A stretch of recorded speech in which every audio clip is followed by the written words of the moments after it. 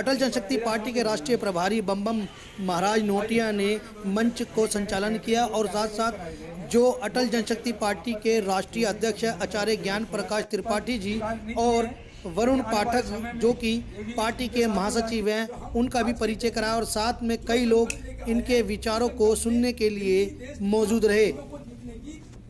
दिल्ली में आज अटल जनशक्ति पार्टी ने अपना द्वितीय वर्ष के अंदर प्रस्ताव पारित किए और प्रस्ताव में कहा है कि देश की दशा विचार विमर्श और चिंता और समस्या पर हमने प्रस्ताव पारित किया है, यानी कि अटल जनशक्ति पार्टी ने। आपको बता दें कि अटल जनशक्ति पार्टी ने यह भी कहा है कि जो जम्मू कश्मीर, लद्दाख और हिमाचल प्रदेश के जितने भी एसपीओज हैं उनको न्याय दिलाने के अंदर भी अटल जनशक्ति पार्टी प्रमुखता निभाएगा। आपको बता दें कि लगातार पिछले कई वर्षों से जो लड़ाई लड़ते आ रहे हैं सेवा सिंह बाली जी एसपीओज की, वह मुद्दा दिल्ली में भी गरमाने लगा है। और आपको ये भी बता दें कि जब से सेवा सिंह बाली ने इन मुद्दों को लेकर सुप्रीम कोर्ट का दरवाजा खटखटाया और पिटीशन दायर करी है, तब से दिल्ली में भी एक जन जागरण की शुरुआत हो चुकी है। अंदर कई लोग ये चाहते हैं कि एसपीओ को इंसाफ मिले। तो आइए और क्या कहा बम बम महाराज ने, आइए आपको सुनाते हैं। बम महाराज जी, क्या रहा आज का जो आपका अधिवेशन था, जो प्रस्ताव पारित हुए हैं, किन किन पे चर्चा हुई आपकी? देखिए, हमारे प्रस्ताव में देश के विभिन्न मुद्दे पर चर्चा हुई। उस चर्चा में कई मुद्दे को प्रमुखता से हमने उठाए हैं, जिसमें सबसे बड़ी प्रमुखता हमने एसपीओ के मुद्दे को भी लिया है। जो एसपीओ जम्मू कश्मीर लद्दाख में काम कर रहे हैं, इसके बाद आपको हिमाचल में, उत्तराखंड में और किसी भी राज्य में 6000 सैलरी पर काम कर रहे हैं, उसके मुद्दे पर हमने प्रस्ताव में ले लिया है और उसके लिए हम लड़ाई लड़ने जा रहे हैं और उनको हक दिलाने जा रहे हैं। इसके साथ ही हमने जो भी क्षेत्र में कॉन्ट्रैक्ट लेबर काम कर रहा है, सरकारी डिपार्टमेंट से लेकर सीपीडब्ल्यू से लेकर एनबीसीसी से लेकर डीडीए से लेकर दिल्ली एमसीडी से लेकर और भी रेलवे से लेकर मेट्रो से लेकर कहीं भी किसी भी देश में, स्टेट में, भारत में जो भी है, जो भी कर्मचारी ठेका पर काम कर रहे हैं, उनका हक का शोषण हो रहा है, मैं उस मुद्दा को उठाया हूँ और उनको लेकर भी काम करने जा रहे हैं। इसके साथ ही सबसे बड़ी चीज है, दिल्ली में जो किराएदार हैं, जो आवासहीन हैं, उनको किराएदारों को मकान दिलाने के लिए काम करना है। किराएदारों को स्वरोजगार के लिए कम से कम 2 लाख से 5 लाख रुपए दिलाने के लिए काम करना है।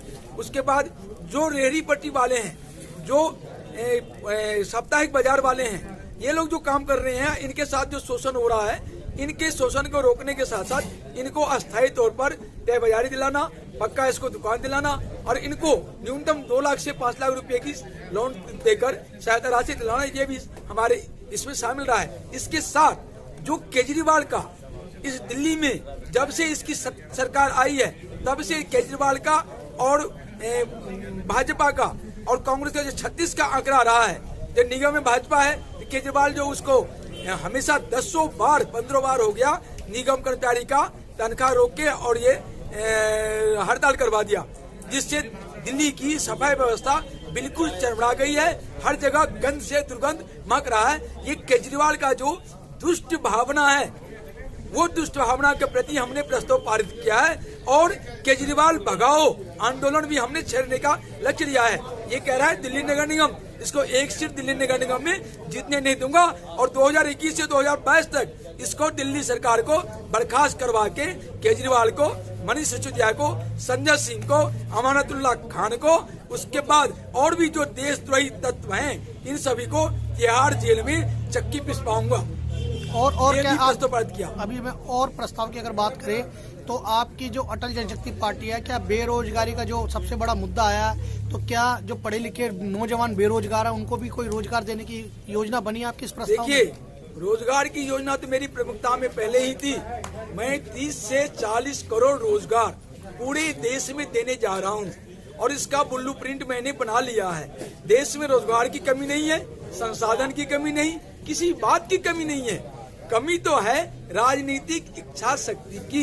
यहाँ हमारे राजनीतिक के पास में, जो शासन में बैठे हुए हैं, इनके पास में, और जो ब्यूरोक्रेसी है, जो शासन सत्ता को लागू करते हैं, इनके पास में न नीति है, न नियत है, न कुछ काम करने का संकल्प शक्ति है।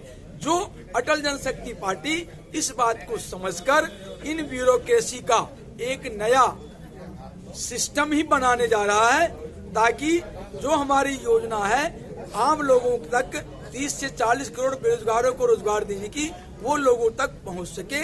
और इसके बाद जो न्यायिक व्यवस्था हमारा है, हम उसको भी मतलब कार्यपालिका, व्यवस्थापिका, न्यायपालिका और चतुर्थ मीडिया, इन सभी में हम आमूल चूल परिवर्तन करने जा रहे हैं। साथ ही देश को, जो देश के गणतंत्र को 26 जनवरी 2021 को कुछ अराजक तत्वों ने गलत तरीके से गलत हाथ लगाकर तिरंगा को अपवित्र कर दिया है, मतलब नेहरू के, वामपंथियों के पाप का अंत कर दिया है, उस अंत के ऊपर अटल जनशक्ति पार्टी नया श्री गणेश करने जा रही है। और हम देश को एक नई शासन व्यवस्था, इस अंग्रेजी शासन व्यवस्था के विपरीत नई शासन व्यवस्था, भारत को भारत की शासन व्यवस्था देने जा रहे हैं, जिसमें